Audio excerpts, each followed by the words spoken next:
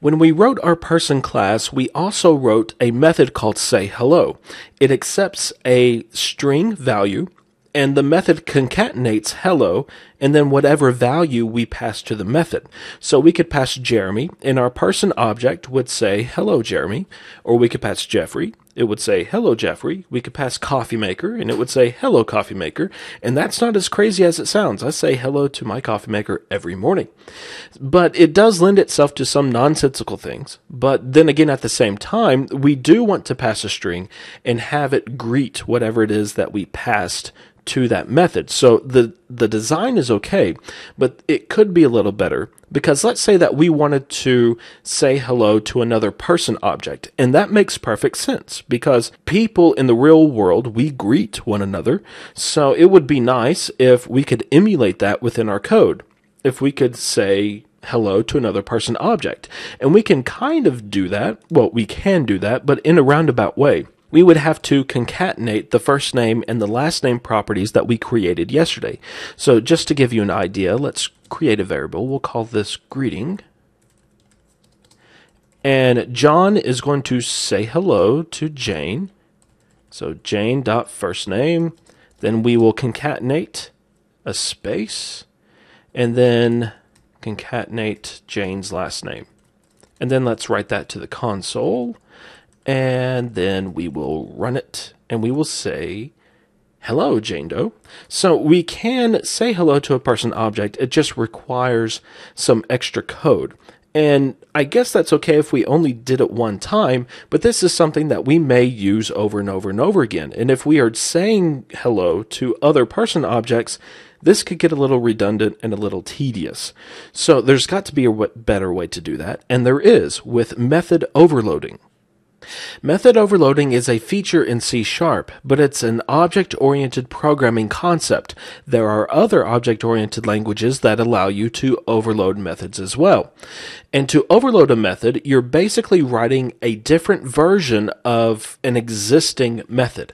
So in our person class, we have a sayHello method that accepts a string. Well, we can overload this method by writing another sayHello method that accepts a person object. And to do that, all we have to do is write the code. It needs to have the same return type, and of course it needs to have the same name. But the difference is the parameter. Instead of accepting a string, it's going to accept a person object. And then, of course, the code itself is going to be a little different. We are still going to concatenate hello, but then we are going to use the person's first name and last name properties. So we can go back to program.cs and we can get rid of this code and just replace it with Jane. And then when we run this, we will see, hello, Jane Doe. Intellisense is also aware of overloads. I think I've shown you before, but just in case if I haven't, we can see that Intellisense knows that there are two overloads of sayHello. One accepts a person object, and the second accepts a string. And it doesn't matter which one we have selected here. This is just for informational purposes. So we have the string one selected, but I can pass in the person object just fine. Now, the way that we have written our overload has introduced some inefficiency as far as maintenance is concerned. Because let's say that we wanted to change the resulting string of sayHello. Instead of saying hello, we want to say hello there. Well, we would have to make that change in both of these overloads and any other overload that we might have. And while we are making that change, we might miss one or two, or we might make a typo here or there. But the result is basically introducing a bug into our code, and we never want to do that.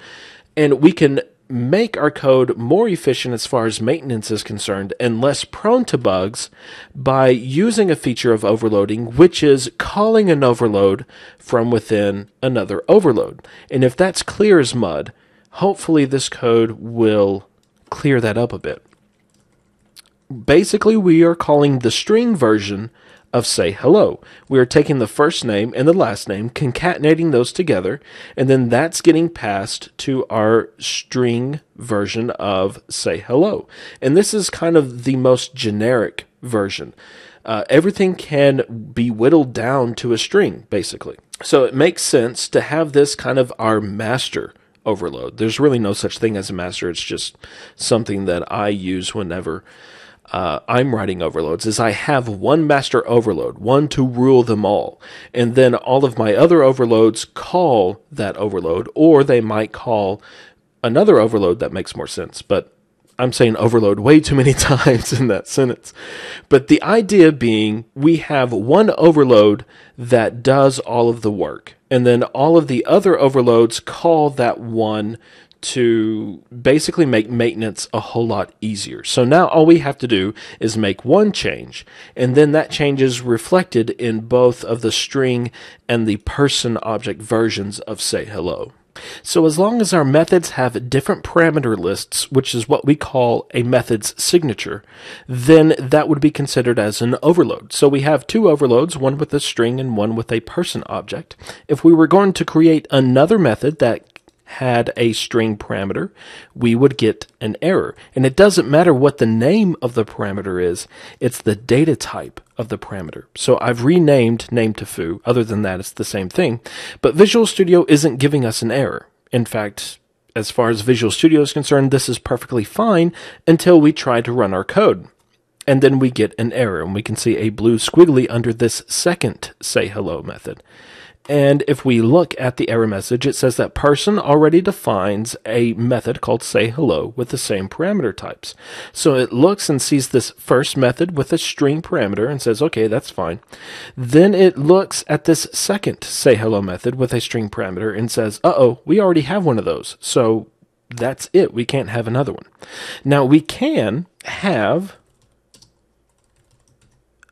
a signature with a string and a person object. Even though we have two overloads, one that has a string and one that has a person, we can have one that has a string and a person because that is a different signature. And the same is true for reversing these parameters. Instead of a string person, we could have a person string, and that too would be valid because even though they are the same data types, they are in a different order. So if I run this code, everything's going to be fine. It executes and everything is hunky-dory. Methods aren't the only thing that we can overload. We can also overload constructors because, as I've said before, constructors are special methods. And the same rules apply. The constructor has to have a different signature than the other constructors. So let's be really lenient and allow the creation of a person object with a first name, and only a first name, no last name. So we need to assign the first name property. Now we've run into an issue here that we did with the say hello method, in that we were replicating logic. Within both of these constructors, we are assigning the first name property, and that's not really a big deal as far as this code is concerned. But with more complex classes, especially classes with a lot of overloaded constructors, this could be an issue because we could introduce a bug really, really easy. So we would like to be able to call another constructor from another constructor. That sounds really weird to say, but we can do that. It just looks a little different. We can't do something like person. There we go. Person, first name. We are going to get a red squiggly there. So we are going to use some syntax that's going to look a little weird to you at first, but this syntax is used in other areas, and you'll just get used to it if you're not already. And that is before this code block, right after the closing parentheses, we use a colon and then the keyword this. And whenever we open the parenthesis, we are going to see two overloads, one with just a first name and one with a first name and a last name. Now, naturally, we don't want to use the second overload because that would get us into an endless loop, and that would not be good. But we do want to call the one with the first name because that's the one that we want to do. And so we just simply pass in first name. We don't have a semicolon. We get this first name, from the first name parameter of this constructor. So basically we're calling this constructor, and it's taking this first name parameter, calling our overload to set the first name property, and then it executes the rest of this constructor and assigns the last name property. So whenever we run this code, we are going to get the same exact results that we have before. Hello there, Jane Doe.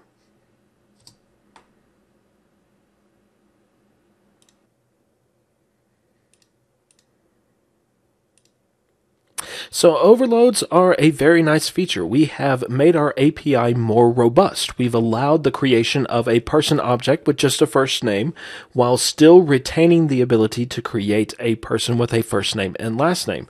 We've also used a feature of calling overloads to reuse some of the logic that we already have without having to duplicate that logic, like with assigning the first name property, and with the say hello method, returning a string to say hello to something. So tomorrow we are going to look at a feature called default parameters, which somewhat goes hand in hand with overloads. In fact, sometimes default parameters can replace overloads completely, but then there's times that overloads are a more desired approach. So it's a new feature of C#4, and we will take a look at that tomorrow.